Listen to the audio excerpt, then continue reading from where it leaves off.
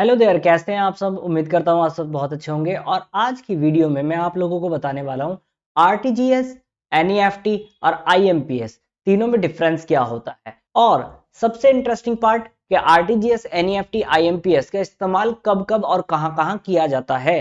तो आज हम पूरा समझने वाले हैं कि तीनों में डिफरेंस क्या होता है। तो ये वीडियो आप लोगों के लिए बहुत ज्यादा यूजफुल होने वाली है, तो इस वीडियो को पूरा देखिएगा। एक एक चीज को मैं डिटेल में डिस्कस करूंगा आप लोगों के लिए। और अभी तक चैनल को सब्सक्राइब नहीं किया है तो मेक श्योर कि do subscribe our YouTube channel and hit the bell icon also, so that you will receive notification about upcoming videos and updates. So without any further ado, let's start our video right now. तो मैं आपको पहले difference बताता हूं कि RTGS, NEFT और IMPS के अंदर डिफरेंस क्या होता है और इनका इस्तेमाल कहां कहां किया जाता है। देखिए, अगर हम आज के एरा में बात करें, डिजिटल एरा में बात करें, तो हर एक जो व्यक्ति है 90 to 95% आई कैन से कि डिजिटल मोड में ही पेमेंट करना चाहता है या पैसा जो मंगाना चाहता है वो डिजिटल मोड में जाता है। ज्यादातर जो ट्रांजेक्शन है वो ऑनलाइन ही हो रही हैं। बैंकिंग सिस्टम भी आजकल आपके मोबाइल में ही चलता है, कोई लाइन में लगना पसंद नहीं करता। तो अब यहां पर आपके पास कई एक तरीके हैं ऑनलाइन बैंकिंग में भी पेमेंट करने के और पैसा रिसीव करने के अपने अकाउंट के अंदर। यहां पर मोस्ट इंपॉर्टेंट पार्ट इज कि मैं अब इस वीडियो में जो कवर कर रहा हूं आरटीजीएस, एनईएफटी और आईएमपीएस को कवर कर रहा हूं, भीम यूपीआई को मैं कवर नहीं कर रहा हूं। कारण क्या है मैं बताता हूं कि ऑनलाइन मेथड तो वो भी है, बट वो क्या है कि आप एक किसी अदर प्लेटफॉर्म पर, थर्ड पार्टी ऐप है तो आप किसी अदर प्लेटफॉर्म पर पैसा जो है आप उनको पे करते हैं और वहां से वो आपके बैंक में ट्रांसफर करते हैं या किसी और के बैंक में ट्रांसफर करते हैं। यहां पर हम डिस्कस कर रहे हैं कि अगर आपको अपने बैंक से डायरेक्टली ट्रांसफर करना है किसी के दूसरे जो पार्टी है आपकी उसके बैंक अकाउंट में, यानी बैंक टू बैंक ट्रांसफर की बात कर रहे हैं हम, यहाँ पर अकाउंट ट्रांसफर की बात कर रहे हैं। तो वहां पर आपके पास तीन पॉपुलर कैटेगरी बनती है, आरटीजीएस, एनईएफटी और आईएमपीएस। तो आज की वीडियो में मैं आपको उन्हीं तीन पॉपुलर कैटेगरीज के बारे में इन डिटेल बताने वाला हूं। सबसे पहले बात करते हैं हम लोग आरटीजीएस की कि आरटीजीएस होता क्या है। तो आरटीजीएस की फुल फॉर्म होती है real time gross settlement. Real time gross settlement, ठीक है जी। अब जैसा कि नाम से ही पता लग रहा है कि इसकी जो सेटलमेंट की टाइमिंग है वो रियल टाइम है, मतलब इस तरीके से समझ में आया ना। तो funds are transferred in real time and settled individually. अब ये इंडिविजुअली का मतलब क्या है, ये आपको आने वाले टाइम में पता चल जाएगा, मैं जब आपको नेफ्ट के बारे में बताऊंगा। फंड्स जो हैं वो रियल टाइम में ही सेटल हो जाते हैं और इनको हाई वैल्यू ट्रांजेक्शन के लिए ज्यादातर यूज किया जाता है, क्योंकि आरटीजीएस के अंदर मिनिमम लिमिट है 2 लाख रुपीस की।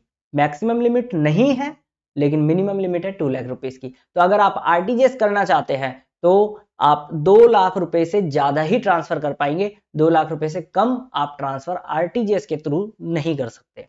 24/7 सर्विसेज अवेलेबल है आरटीजीएस की। और अगर अर्जेंट है और हाई वैल्यू ट्रांजेक्शन है तो आरटीजीएस का इस्तेमाल आप कर सकते हैं बहुत ही सहूलियत के साथ। अर्जेंसी के मामले में भी बहुत ज्यादा सही है। क्यों? क्योंकि रियल टाइम में ही सेटलमेंट हो जाता है। अभी किसी को पैसे की रिक्वायरमेंट है अर्जेंट, तो इसी तरीके से पैसा उसके अकाउंट में पहुंच जाएगा और आप तुरंत पैसा ट्रांसफर कर सकते हैं, वो भी 2 लाख रुपए से ज्यादा। समझ पा रहे हैं? और मैक्सिमम लिमिट तो है ही नहीं, करोड़ों अरबों जितना ट्रांसफर करना है करो यार, जितना आपके बैंक में उतना तो कर ही दो। चलिए जी, अब बात करते हैं नेक्स्ट। हमारा जो कैटेगरी है वो है नेफ्ट। नेक्स्ट ऑप्शन क्या है हमारा? NEFT, NEFT। इसकी फुल फॉर्म होती है national electronic fund transfer. National electronic fund transfer, ये क्या होता है साहब? देखो, ये भी ऑब्वियस ही बात है, ऑनलाइन की बात कर रहे हैं तो इलेक्ट्रॉनिक फंड ट्रांसफर ही है। तो ट्रांजेक्शन जो है वो बैचेस में किए जाते हैं। बैचेस में कैसे होते हैं इसको समझिएगा। आपका अकाउंट जो है वो एक्सिस बैंक में है, एक्सिस बैंक में और भी कस्टमर्स हैं, ठीक है, वो सब भी एनईएफटी कराना चाहते हैं, किसी और को ट्रांसफर करना चाहते हैं एनईएफटी के माध्यम से। वो बैंक को इंस्ट्रक्शन देते हैं कि भाई एनईएफटी के थ्रू इनको पेमेंट कर दीजिए, और आप भी कर रहे हैं। आरबीआई कहता है यार 10-10, 5-5 हजार रुपए के लिए मुझे बुलाते रहोगे क्या हर बार? मैं कहां कहां भागता आऊंगा। तो तुम एक काम करो, बैंक को इंस्ट्रक्शन दे रहा है कि तुम एक काम करो, अपने कस्टमर से इकट्ठा कर लो एनईएफटी और उसका हम स्लॉट बना देते हैं। पहले ये 1 घंटे हुआ करता था, अब इसको आधा घंटा कर दिया गया, हाफ एन आवर। तो हाफ एन आवर का एक बैचेस बना दिए गए हैं और उस बैच के अंदर जितने भी एनईएफटी इकट्ठा होंगे उनको आरबीआई बैचेस वाइज ही सेटल करेगा, यानी इसके अंदर आधे घंटे का समय तो लग ही जाता है। क्लियर है जी? तो ये बैचेस है और वो इंडिविजुअल था आरटीजीएस जो मैं आपको बोल रहा था, समझ में आ जाएगा बाद में आपको। तो बैचेस में है, आरटीजीएस इंडिविजुअली सेटल हो जाता है। मैक्सिमम लिमिट की बात करें तो कुछ भी नहीं है, मिनिमम लिमिट की कोई भी सीमा नहीं है। तो आप 1 रुपए से लेकर के करोड़ों अरबों रुपए तक ट्रांसफर कर सकते हैं एनईएफटी के माध्यम से, लेकिन कंडीशन यही है आधे घंटे से ज्यादा समय लगेगा। 24/7 अवेलेबल है सर्विस आपके लिए, लेकिन सेटलमेंट में बैचेस का है तो भाई थोड़ा सा समय लग जाता है। सुटेबल फॉर नॉन अर्जेंट, अगर आपको अर्जेंट नहीं है और मीडियम या हाई वैल्यू ट्रांजेक्शन आपको करनी है तो आप नेफ्ट का इस्तेमाल कर सकते हैं। क्लियर है जी? उसके बाद थर्ड वन IMPS, तो इसकी फुल फॉर्म होती है इमीडिएट पेमेंट सर्विस। अब ये इमीडिएट पेमेंट सर्विस जैसे नाम से पता चल रहा है इमीडिएट पेमेंट, तो कैसे होगा? इंस्टेंट होगा। तो इंस्टेंट फंड ट्रांसफर है, 24/7 अवेलेबिलिटी है, इंक्लूडिंग हॉलीडेज, यानी छुट्टियों के दिन भी आप पैसा ट्रांसफर कर सकते हैं आईएमपीएस के through. Account to account transfer की बात कर रहे हैं हम। और इसके अंदर अगर मिनिमम अमाउंट की रिक्वायरमेंट की बात करें तो कोई भी मिनिमम अमाउंट की रिक्वायरमेंट नहीं है, आप 1 रुपए भी ट्रांसफर कर सकते हैं आईएमपीएस का इस्तेमाल करके। लेकिन मैक्सिमम लिमिट की बात करें तो 5 लाख रुपए है। क्लियर है जी? हम आज की बात कर रहे हैं, पहले 2 लाख हुआ करती थी, अब 5 लाख रुपए की आईएमपीएस के अंदर मैक्सिमम लिमिट है। मोबाइल नंबर की रिक्वायरमेंट होगी सर अगर आपको आईएमपीएस इस्तेमाल करना है तो। अब यहां पर हम बात करें कि किसको कब यूज करना है या डिफरेंस क्या है। पहले मैं आपको डिफरेंस, एक चार्ट मैंने क्रिएट किया है अभी तक जो हमने किया है, समझ में आया होगा वैसे तो आपको, आई एम श्योर। मैंने आप लोगों के लिए एक चार्ट भी क्रिएट किया है जिससे कि आपको और क्लैरिटी आ जाएगी। तो देखिए जी, यहाँ पर ये चार्ट है जो आपको दिखाई दे रहा होगा, इसके अंदर मैंने आरटीजीएस, एनईएफटी और आईएमपीएस तीनों के बेसिस पे, तीनों को कुछ बेसिस पे डिफरेंशिएट किया है। तो सेटलमेंट की बात करें तो आरटीजीएस रियल टाइम में सेटलमेंट हो जाता है, नेफ्ट के अंदर थोड़ा सा समय लग सकता है, बैचेस वाइज होता है क्योंकि बैच बेस्ड होता है। आईएमपीएस की बात करें तो इंस्टेंट ट्रांसफर है। अवेलेबिलिटी की बात करें तो तीनों ही फैसिलिटी जो है आपको 24/7 अवेलेबल होती है। मिनिमम लिमिट की बात करें तो नेफ्ट और आईएमपीएस के अंदर कोई मिनिमम लिमिट नहीं है, लेकिन अगर आरटीजीएस की बात करें तो हाँ 2 लाख रुपए मिनिमम लिमिट है, यानी 2 लाख रुपए से ज्यादा ही ट्रांसफर कर पाएंगे आप आरटीजीएस के थ्रू।